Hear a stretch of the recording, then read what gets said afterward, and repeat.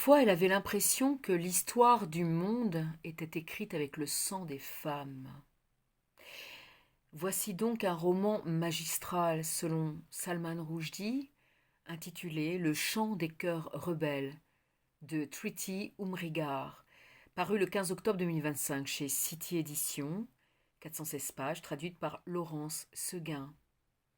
La chronique a été rédigée le 11 décembre 2025 sur Évanence littéraire, la page Facebook et le site internet.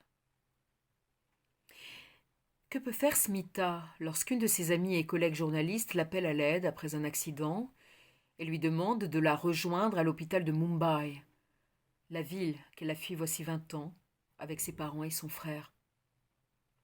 Cité tentaculaire, polluée et bruyante, la capitale de l'État indien du Maharashtra, anciennement Bombay, représente pour elle un danger et y atterrir fait remonter des souvenirs douloureux autant qu'une certaine nostalgie. À son arrivée, l'attend Mohan, qui l'amène jusqu'à Shannon, correspondante en Asie du Sud-Est, en attente d'une opération de la hanche. Un bête instant d'inattention remet en question la parution d'un article capital, faisant suite à un papier intitulé « Une femme hindoue poursuit ses frères en justice pour avoir tué son mari musulman ».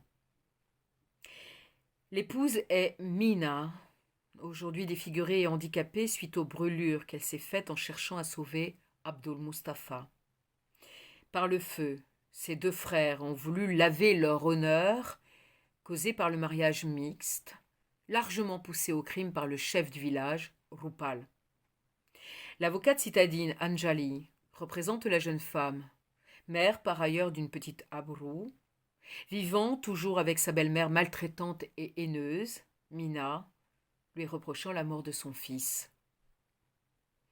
Un gouffre sépare les villes des zones rurales tant au plan des infrastructures que des mentalités et des traditions.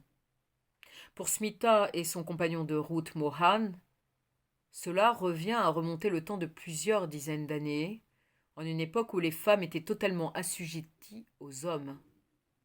Mina et sa sœur ont transgressé les règles en allant travailler à l'usine, puis, pour ajouter à l'insulte, elle est tombée amoureuse d'un musulman. Ces faits inacceptables pour les hommes de la communauté rurale hindoue étaient trop impardonnables pour ne pas mener à un drame. Leur honneur était en jeu, car ils avaient perdu la face. L'autrice ne va donc pas s'arrêter aux faits rapportés dans un journal. Elle va s'attacher à raconter l'intimité de ce jeune couple sacrifié à travers les regards croisés d'une Indo-américaine et d'un Indien de la ville, issus d'une caste supérieure, soudainement face à une réalité qu'ils ignoraient. Ce roman m'a touchée, au-delà de l'histoire bouleversante qu'il contient, car il pose une question qui, pour moi, est d'actualité, me la posant tous les jours. Celle de savoir s'il est possible d'aimer un pays quand on a honte de sa politique, et dans le cas de Chant des cœurs rebelles, de ses coutumes. Quelle forme prend cet amour? Comment peut-il s'exprimer? L'autrice écrit en fin d'ouvrage dans un essai intitulé « Restaurer son honneur ». Des millions de personnes à travers le monde sont actuellement confrontées à cette question.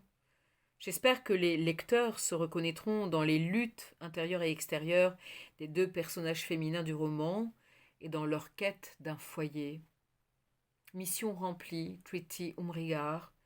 Vous m'avez même apporté quelques pistes de réflexion et redonné espoir en l'amour, celui entre deux êtres, mais aussi plus universel, que nous devons témoigner à chacun.